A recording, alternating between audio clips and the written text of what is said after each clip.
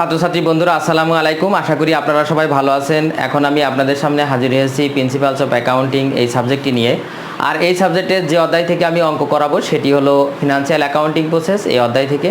আর যে অঙ্ক করাবো সেটি হলো অ্যাকাউন্টিং ইকুয়েশন। আর এই অঙ্কটি ন্যাশনাল ইউনিভার্সিটি বিবিএস অনার্স 2015-এ এসেছে। আপনারা চাইলে আপনাদের যে বই আছে সেই বই বের করে এই অঙ্কটি দেখতে পারেন, তাহলে আমি বোঝানোর সাথে সাথে আপনারা বইয়ের প্রশ্নটা দেখলে আরও সহজ হয়ে যাবে। যদিও আমি এখানে আপনাদের প্রশ্নটি উপস্থাপন করিনি, আমি আমাদের হাতে প্রশ্ন আছে আমার, এই প্রশ্ন থেকে আমি আপনাদেরকে অঙ্ক করাবো। আর আপনারা আরেকটি বিষয় আছে যে আপনারা হয়তো এই একটা দুইটা ক্লাসে আসলে পুরো অঙ্ক ক্লিয়ার করা সম্ভব না, তাই আপনারা চাইলে আমার আগের যে ভিডিওগুলো আসছে সেই ভিডিওগুলো দেখে নিলে ভালো হবে। কারণ দেখেন, একটা ভিডিওতে বা একটা ক্লাসে সব বিষয় থাকেই না, বা দেখা যাচ্ছে যে সব বিষয় ক্লিয়ার করাও হয় না, কারণ একই জিনিস বারবার রিপিট করে বোঝানোও হয় না। তো আমি আগের ভিডিওগুলোতে যে যে জিনিসগুলো বুঝাইছি সেই জিনিসগুলো দেখা যাচ্ছে পরের ভিডিওগুলোতে অনেক সংক্ষেপে বা ছোটো করে বলি। তাই আপনারা ধারাবাহিকভাবে আমি যে পার্ট বাই পার্ট যে লেকচারগুলো দিয়ে এসেছি সেইগুলো আপনারা ধারাবাহিকভাবে দেখলে আমার মনে হয় এই অঙ্ক নিয়ে আপনার কোনো আর সমস্যা থাকবে না। তো চলুন আর কথা নয়, আমরা অঙ্কটি পড়ে আসি। অঙ্ক দেখেন, বলা হয়েছে Suman started his own computer repairing service 1 July 2015। বলা হয়েছে সুমন তার কম্পিউটার রিপেয়ারিং সার্ভিস ব্যবসা শুরু করলো জুলাই মাসের 1 তারিখ 2015 সাল। The following transaction ochre during the month of July, এবং জুলাই মাসে তার নিম্নোক্ত লেনদেনগুলো সংঘটিত হয়েছিল। নিম্নোক্ত লেনদেন, এরপরে দেখেন রিকোয়ার্ডে বলেছে show the effects of each of the above transaction on the accounting equation, মানে আমাদের অ্যাকাউন্টিং ইকুয়েশন করতে বলেছে, এটা হলো 1 নম্বর রিকোয়ারমেন্ট। 2 নম্বরে বলা হয়েছে প্রুভ দ্য অ্যাকাউন্টিং ইকুয়েশন, এবং অ্যাকাউন্টিং ইকুয়েশনে প্রুভ করতে বলেছে। তো অ্যাকাউন্টিং ইকুয়েশন করতে হলে আমাদের একটি ছক ব্যবহার করা লাগে, সেই ছকটি আমরা আগেই করে রেখেছি। দেখেন এখানে যেহেতু সুমন কোম্পানি, তাই Suman accounting equation for the month of July 2015। এরপরে ছকের বিষয়টা বলি। আমি আগের ভিডিওগুলোতে ছক সম্পর্কে ধারণা দিয়েছি যে কিভাবে ছক করতে হবে, তারপর আমি একটু সংক্ষেপে বলি যে আমার এখানে যে লেনদেনগুলো আছে এই লেনদেনগুলো থেকে আপনি আগে পক্ষ বের করবেন। আর পক্ষটা আমরা জানি সমীকরণের 3টে উপাদান থাকে, এই 3টে উপাদানের মূলত 3টি ঘর হবে, একটা হলো এ আর একটা হলো এল প্লাস ওই, তো এর মাঝে সমান সমান থাকবে।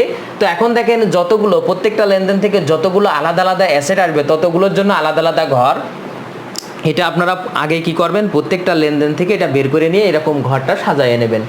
এরপরে দেখেন লায়াবিলিটিস, যতগুলো লায়াবিলিটিস থাকবে ততগুলো লায়াবিলিটিসের ঘর। আর অনার্স ইকুইটির জন্য একটা ঘর, সেটা হলো ক্যাপিটাল, যেখানে থাকে মূলধন মানে ক্যাপিটাল সি প্লাস আয় মানে ইনকাম, আয় হলে যোগ, মাইনাস ই এক্সপেন্স, এক্সপেন্স হলে বিয়োগ, আর মাইনাস ডি ড্রয়িং হলে বিয়োগ। তার মানে এখানে আয় ক্যাপিটালের সাথে আয় হলে যোগ, খরচ এবং উত্তোলন হলে বিয়োগ, এটাই শুধু রিমার্কে যাবে, ক্যাপিটালে যাবে। আর রিমার্কসের ঘরে হলো যে যেই আইটেমগুলো ক্যাপিটালের সাথে কাজ হয় অর্থাৎ ক্যাপিটাল থেকে যোগ বা বিয়োগ হয় সেইগুলোর জন্য আমরা এখানে রিমার্কস অর্থাৎ ওই লেনদেনটা আমরা এখানে লিখি সংক্ষেপে। এটাই ছিল আমাদের মূলত ধারণা। তো আমরা চলুন অঙ্কটি পড়ি। প্রথমে 1 তারিখ বলা হয়েছে জুলাই 1, তার মানে আমরা এখানে আমাদের যেহেতু 2015-এর অঙ্ক আর আমাদের জুলাই 1, তার মানে জুলাই 1 মানে 1 তারিখে দেখেন সুমন ইনভেস্টেড টাকা 50,000, সুমন বিনিয়োগ করলো 50,000 টাকা ক্যাশ, অ্যান্ড 2 পিসিএস মানে কি, এখানে পিসিএস বলতে বোঝানো হয়েছে কম্পিউটারকে 60,000 অ্যান্ড ইকুইপমেন্ট ওর টাকা 30,000 ইন দ্য বিজনেস।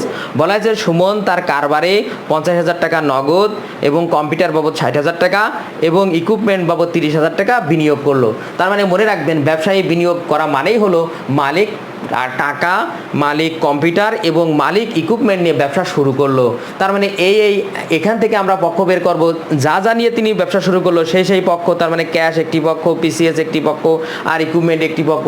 আর এই সবগুলো যেহেতু মালিক নিয়ে আসছে আর সেই সবগুলো একত্রে এটা ক্যাপিটাল, তার মানে আরেকটি পক্ষ এখানে আমাদের ক্যাপিটাল। তো আমরা এখানে যেহেতু আমাদের এই লেনদেনের ফলে আমাদের ক্যাশ 50,000 টাকা কারবারে বৃদ্ধি পাচ্ছে, যেহেতু আমরা 50,000 টাকা কারবারে নিয়ে আসছি, পিসিএস 60,000 টাকা নিয়ে আসছি, আমরা হলো পিসিএস আমার কারবারে 60,000 টাকা বৃদ্ধি পাচ্ছে, আর ইকুইপমেন্ট আমাদের এখানে 30,000 টাকা ইকুইপমেন্ট বৃদ্ধি পাচ্ছে, অর্থাৎ মালিক এই 3টা জিনিস কারবারে নিয়ে আসলো। আর এই 3টা জিনিস একত্রে এখন কারবারের কি মূলধন অর্থাৎ ক্যাপিটাল। আর সেই ক্যাপিটাল বের করতে হলে আমাদের এখানে এই 3টা যোগ করে আমাদের ক্যাপিটালে 1,40,000 লিখতে হবে।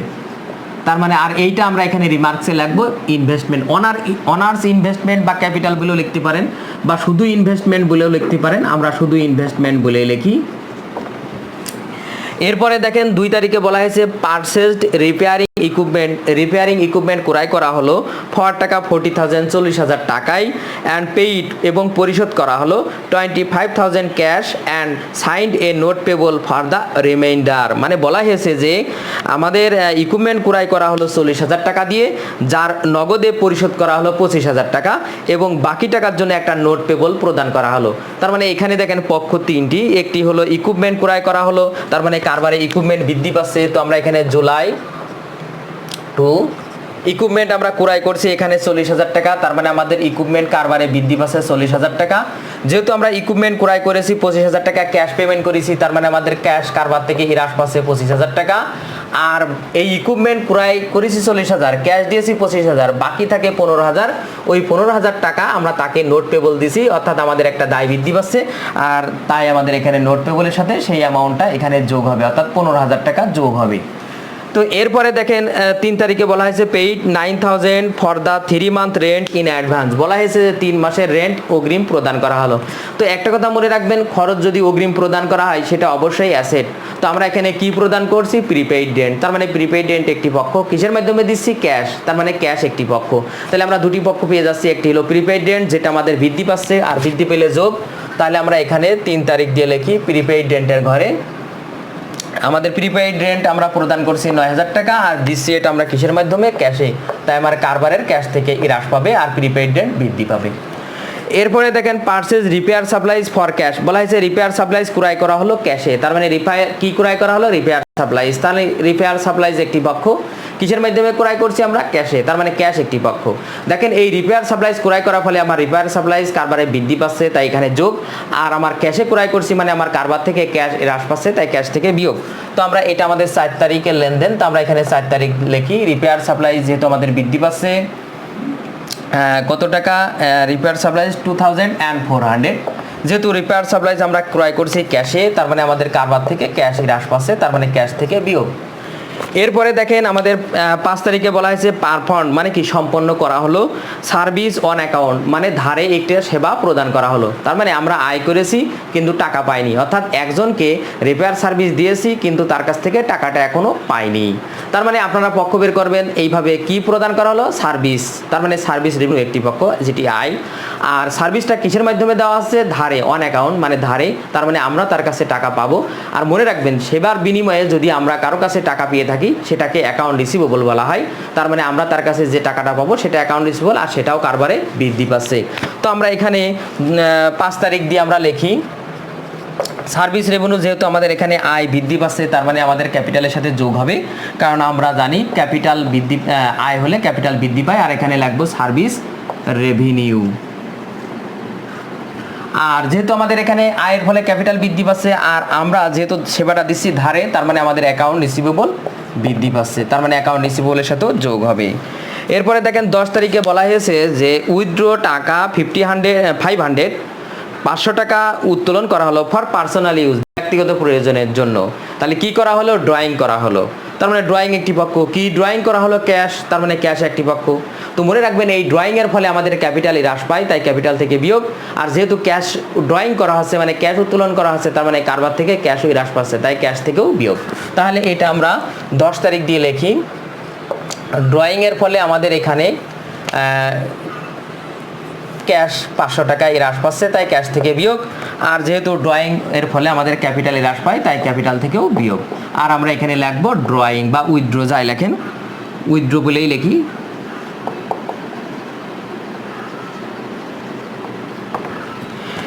এরপরে দেখেন 17 তারিখে বলা হয়েছে রিসিভড ক্যাশ পেমেন্ট অফ টাকা 500 for service provided on July 5। Received cash payment বলতে বোঝানো হয়েছে এখানে ক্যাশ পাওয়া গেল কত তারিখের? 5 তারিখের ওই সেবা বাবদ। তার মানে 5 তারিখে যে 12,500 টাকা সেবা দিয়েছিলাম ওই টাকা এখন পেলাম। তো এখানে দেখেন 5 তারিখে যখন সেবা দিয়েছিলাম তখন অ্যাকাউন্ট রিসিভেবল বেড়েছিল আর আয়ের ফলে ক্যাপিটাল বেড়েছিল। তার মানে এখন আমরা টাকা পাচ্ছি এই অ্যাকাউন্ট রিসিভেবলের কাছ থেকে। তার মানে যার কাছ থেকে টাকা পেতাম আমরা সেই টাকাটা এখন পাওয়া গেল।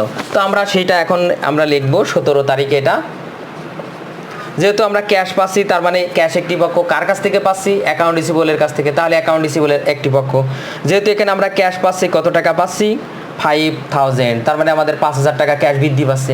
কার কাছ থেকে পাচ্ছি? অ্যাকাউন্ট রিসিভেবলের কাছ থেকে। তার মানে আমাদের এখানে অ্যাকাউন্ট রিসিভেবল হ্রাস পাচ্ছে, আর অ্যাকাউন্ট রিসিভেবল হ্রাস পেলে বিয়োগ হবে। এরপরে দেখেন 18 তারিখে made a cash payment of টাকা 3,000 অন নোট পেবল। বলা হয়েছে যে নোট পেবলের 3,000 টাকা পেমেন্ট করা হলো। তো কাকে পেমেন্ট করা হলো? নোট পেবলকে। কি পেমেন্ট করা হলো? ক্যাশ। তাহলে দুটি পক্ষ দেখেন পেয়ে যাচ্ছে, একটি হলো নোট পেবল আর একটি হলো কি ক্যাশ। তো নোট পেবলকে পেমেন্ট করলে নোট পেবল হ্রাস পায়, তাই নোট পেবল থেকে বিয়োগ। আর যেহেতু তাকে পেমেন্ট করছি ক্যাশের মাধ্যমে, তার মানে ক্যাশ থেকেও বিয়োগ। তাহলে আমরা এটা লিখি নোট পেবল থেকেও বিয়োগ করব এবং ক্যাশ থেকেও বিয়োগ করব। এটা হলো আমাদের 18 তারিখের লেনদেন। তো আমরা 18 তারিখে যেহেতু আমরা 3,000 টাকা ক্যাশ পেমেন্ট করছি, তাই আমাদের ক্যাশ থেকে বিয়োগ করব এবং সেই সাথে আমরা নোট পেবল থেকেও আমরা 3,000 টাকা বিয়োগ করব। এরপরে দেখেন বলা হয়েছে যে 20 তারিখে received a cash payment of টাকা 20,000 ফর সার্ভিস প্রোভাইডেড। বলা হয়েছে যে সেবা প্রদান করে 20,000 টাকা পাওয়া গেল। তার মানে কী পাওয়া গেল? ক্যাশ। কিসের বিনিময়ে? সার্ভিস প্রোভাইডেড করে। যদি আপনি এইভাবে না বোঝেন, এইভাবেও বুঝতে পারেন যে কি প্রদান করা হলো? সার্ভিস। এবং সার্ভিসটা প্রদান করে কি পেলাম? ক্যাশ। তার মানে ক্যাশ একটি পক্ষ, সার্ভিস রেভিনিউ একটি পক্ষ। তো এখানে দেখেন এই লেনদেনের ফলে আমার যেহেতু আমি ক্যাশের বিনিময়ে সেবা দিচ্ছি, তার মানে আমার কারবারে ক্যাশ বৃদ্ধি পাচ্ছে, মানে ক্যাশ আর্ন হচ্ছে, ক্যাশ আসছে। তাহলে আমাদের এখানে ক্যাশের যোগ হবে, তবে এটা তারিখ হলো 20, ক্যাশের যোগ হবে 20,000 টাকা। আর যেহেতু আমরা সেবা দিয়ে টাকাটা পাচ্ছি, তার মানে আমাদের এটা একটা আয়, সেই জন্য আমাদের এখানে ক্যাপিটালের সাথে যোগ হবে। আর আমরা এখানে লিখবো সার্ভিস রেভিনিউ। এরপরে দেখেন 25 তারিখে বলা হয়েছে পেইড টাকা 1,200 ফর ইউটিলিটিস বিল। বলা হয়েছে যে ইউটিলিটি বিল বাবদ 1200 টাকা পেমেন্ট করা হলো। তাহলে কি পেমেন্ট করা হলো? ইউটিলিটিস। কি দ্বারা পেমেন্ট করা হলো? ক্যাশ। তার মানে একটি পক্ষ ইউটিলিটিস আর একটি কি ক্যাশ। তো ইউটিলিটিস যেহেতু এখানে একটা খরচ, আর খরচ হলেই আমাদের ক্যাপিটাল থেকে বিয়োগ হয়, সেটা আমরা জানি। আর ইউটিলিটিস যেহেতু ক্যাশের মাধ্যমে দিচ্ছি, তার মানে আমাদের কারবার থেকে ক্যাশ হ্রাস পাচ্ছে, তাই ক্যাশ থেকেও বিয়োগ। তো আমরা এটা এবার লিখে দিই। এটা আমাদের হলো 25 তারিখে, যেহেতু আমরা ক্যাশের মাধ্যমে ইউটিলিটিস খরচ পেমেন্ট করছি, তাই ক্যাশ থেকে বিয়োগ। আর এই খরচের ফলে আমাদের ক্যাপিটাল হ্রাস পায়, তাই ক্যাপিটাল থেকেও আমাদের এখানে বিয়োগ। আর এখানে লিখবো আমরা ইউটিলিটিস এক্সপেন্স। আমি এখানে সংক্ষেপে লিখছি, আপনারা পুরাই লিখবেন, আমি সময় বাঁচানোর জন্য একটু সংক্ষেপে লিখছি। এরপরে দেখেন পেইড টাকা 6,000 ফর এমপ্লয়ি স্যালারিজ। বলা হয়েছে যে কর্মচারীদের স্যালারিজ বাবদ 6,000 টাকা পেমেন্ট করা হলো। তো কি পেমেন্ট করা হলো? স্যালারিজ। এরপরে কিসের মাধ্যমে স্যালারিজটা পেমেন্ট করা হচ্ছে? ক্যাশে। তার মানে আরেকটি পক্ষ ক্যাশ, একটি পক্ষ স্যালারিজ। তো আমরা জানি স্যালারিজ এক্সপেন্স, এক্সপেন্স হলে ক্যাপিটাল থেকে বিয়োগ। আর যেহেতু ক্যাশের মাধ্যমে দিচ্ছি, তার মানে ক্যাশ থেকেও বিয়োগ। তাই আমরা এটা এখানে 31, আমরা যেহেতু ক্যাশের মাধ্যমে দিচ্ছি, তাই আমাদের এখানে ক্যাশ থেকে বিয়োগ 6,000 টাকা। আর যেহেতু খরচ এটা, তাই আমাদের ক্যাপিটাল থেকেও আমাদের এখানে বিয়োগ। আর এখানে লিখবো আমরা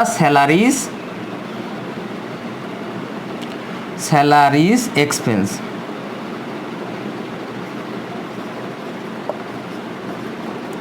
এই স্যালারিজ এক্সপেন্স। এরপরে দেখেন আমাদের আর একটা জিনিস মাথায় রাখতে হবে, সেটি হলো যে এখানে আমাদের 3 তারিখে দেখেন, 3 তারিখে বলা হয়েছে যে পেইড টাকা 9,000 for 3 month rent in advance. বলা হয়েছে যে 3 মাসের রেন্ট অ্যাডভান্স প্রদান করা হলো। তো দেখেন এখন 1 মাস অলরেডি শেষ হয়ে গেছে, আজ 31 তারিখের একটি লেনদেন লিপিবদ্ধ করলাম। তো এখন এই যে 1 মাসের সময় পার হয়ে গেল, তার মানে আগে যে প্রিপেইড রেন্ট বলে দেওয়া ছিল ওই 3 মাসের 9,000 টাকা, তাহলে 1 মাসের হয় 3,000 টাকা। এই 3,000 টাকা এখন খরচ বলে দেখাতে হবে, কারণ 3 মাসের 9,000, তাহলে 1 মাসের কত? 3,000। সেই 1 মাসেরটা এখন এক্সপেন্স বলে দেখাতে হবে। তো প্রিপেইড থেকে এক্সপেন্স হয়ে যাচ্ছে। তার মানে যদিও এখানে এই লেনদেনটা উল্লেখ নেই, যদি উল্লেখ নাও থাকে, তা আপনাদের এটা মাথায় রাখতে হবে, আর এইভাবে এটা হিসাব করে করতে হবে। তো আমরা এখানে সেটা করি, যেহেতু এটা ওই শেষ তারিখেই করতে হবে, তাই 31। যেহেতু আমাদের এখানে প্রিপেইড রেন্ট ওইটা বৃদ্ধি পেয়েছিল তখন, এখন এই প্রিপেইড রেন্ট কমে আমার সেটা কি হয়ে যাচ্ছে? খরচ। তাই প্রিপেইড রেন্ট থেকে আমরা ওই 3,000 টাকা বিয়োগ করব।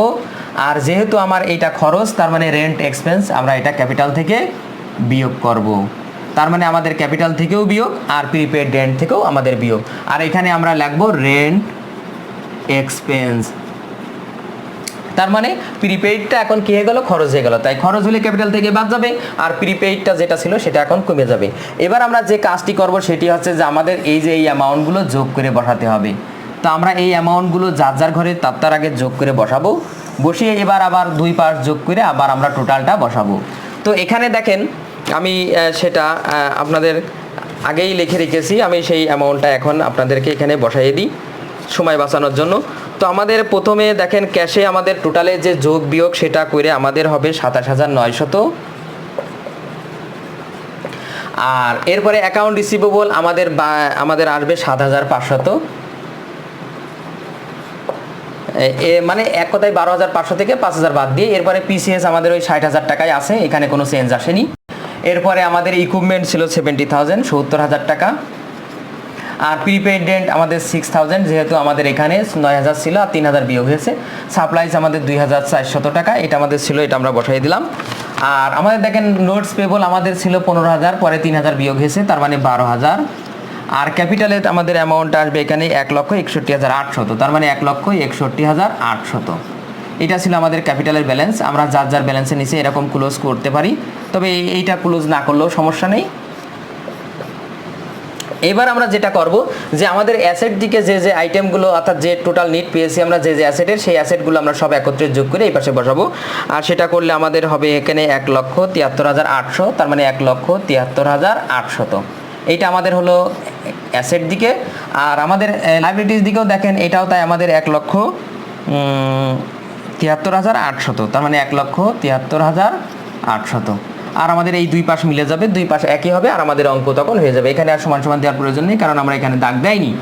তো এটাই ছিল আমাদের ইকুয়েশন। এরপরে আমাদের প্রুফ দ্য অ্যাকাউন্টিং ইকুয়েশন করতে বলেছে। তো অ্যাকাউন্টিং ইকুয়েশন করতে হলে এটা আমাকে আগে মুছে দিতে হবে, কারণ আমার বোর্ডে জায়গা নেই। তো চলুন আমরা সেটাও করি। দেখুন আমি এখানে কিন্তু পুরাটা মুছিনি, কারণ আমি নিচের এই অ্যামাউন্টগুলো ব্যবহার করে ইকুয়েশনের প্রুফ দেখাবো, তাই আমি এখানে ওইটা মুছে অর্ধেক মুছলাম। তো আমাদের ইকুয়েশন এটা রিকোয়ারমেন্ট 2। তো আমরা এটা প্রুফ করতে হলে আমাদের প্রথমে লিখতে হবে উই নো এ সমান সমান এল প্লাস ওই। তো এখানে দেখেন এ যতগুলো এ আছে ততগুলো এর নামটা এখানে লিখলে ভালো হয়, না লিখলেও হবে, শুধু আমরা অ্যামাউন্টগুলো দিয়ে দিই। তো আমাদের এখানে ক্যাশ ছিল 27,900, তো আমরা ক্যাশে 27,900 লিখি। এরপরে আমাদের আরেকটি কি যেন ছিল, এখানে অ্যাকাউন্ট রিসিভেবল ছিল 7,500, তো আমরা অ্যাকাউন্ট রিসিভেবলের 7,500, এগুলো সব এ। এরপরে আমাদের ছিল হলো পিসিএস 60,000, তো আমরা 60,000 টাকা পিসিএস বলে লিখি। এরপরে আমাদের ছিল হলো 70,000 টাকা, যেটা ছিল ইকুইপমেন্ট বলে আমরা 70,000 টাকা লিখি। আর আমাদের প্রিপেড রেন্ট ছিল 6,000।